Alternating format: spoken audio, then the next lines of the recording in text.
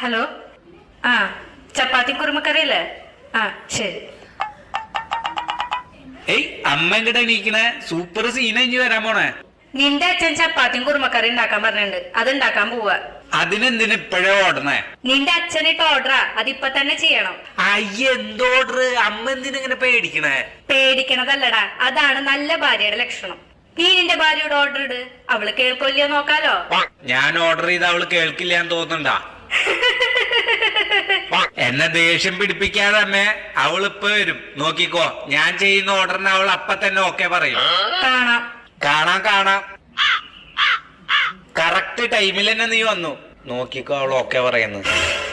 രച്ചു, ഓൺലൈനില് chicken biryani beef ഫ്രൈയും ഞാൻ ഓർഡർ ചെയ്തിട്ടുണ്ട്. ഇത് ഞാൻ ചെയ്ത ഓർഡറാ. നിനക്ക് ഓക്കെ ആണോ? ഓക്കെയാണ് ചേട്ടാ.